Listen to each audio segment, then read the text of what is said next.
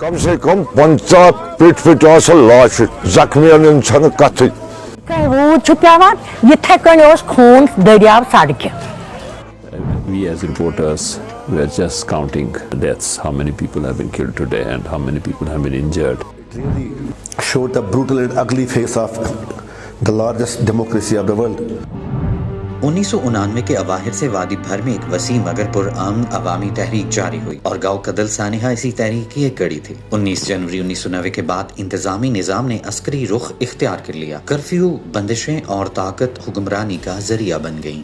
गाँव कदल इसी पॉलिसी का खूनी नतीजा था. 21 जनवरी 1990 एक ऐसा दिन था जो किसी तसादुम या तशद्दुद से शुरू नहीं हुआ, बल्कि श्रीनगर की सड़कों पर हजारों शहरी पुरअमन अंदाज में निकले, निहत्ते, मुनज़्ज़म और बावकार. इनके हाथों में हथियार नहीं थे बल्कि मुतालिबात थे, सियासी हुकूक, आज़ादी राय और हक खुद इरादियत के. ये जुलूस अक़वाम मुत्तहिदा के दफ्तर की जानिब बढ़ रहा था और इसका रास्ता शहर के एक मरकजी अवामी मकाम गाँव कदल पुल से गुजरता था. लेकिन पुल के करीब पहुंचते ही मंजर बदल गया. हिंदुस्तानी फोर्सेस बिलखुसूस central reserve police force CRPF ने जुलूस का रास्ता रोक लिया. ना कोई वाज़ेह वार्निंग दी गई, ना मुंतशिर होने का वक्त दिया गया और ना ही किसी गैर मुख्तलिफ तरीके को इख्तियार किया गया. चंद ही लम्हों में निहत्ते शहरियों पर बराह रास्त और मुसलसल फायरिंग शुरू हो गई. गोलियां हुजूम पर ऐसे बरसाई गईं जैसे कि कोई दहशतगर्द हो, हालांकि वो निहत्ते और अपने हक के लिए निकले थे. गाँव कदल पुल, इसके इतराफ की सड़कें और दरियाए जहलम इंसानी लाशों और जख्मियों से भर गए.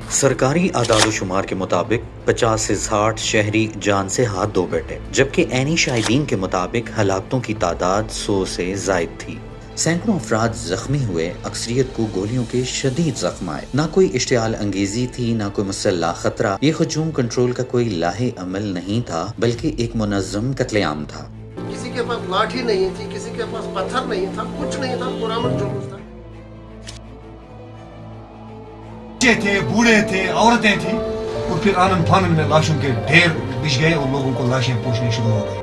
आज 3 दहाइयां गुजरने के बावजूद ना कोई आज़ाद तहकीक हुई, ना जिम्मेदारों का तयन हुआ और ना ही इंसाफ मिला. लेकिन इसके बावजूद गाँव कदल ने कश्मीरी आवाज को खामोश नहीं किया. इसने एक हकीकत वाज़े कर दी, जब हक मांगने वालों को गोलियां मिले तो जदोजहद नागुज़ीर बन गई. इसी शऊर ने इस यकीन को जन्म दिया कि कश्मीर बनेगा पाकिस्तान, क्योंकि ये मुतालबा ताकत का नहीं बल्कि अवामी हक के इंतखाब, वकार और इंसाफ का मुतालबा है. और जब तक इंसाफ नहीं मिलता, 21 जनवरी 1990 एक तारीख नहीं, एक सवाल रहेगा.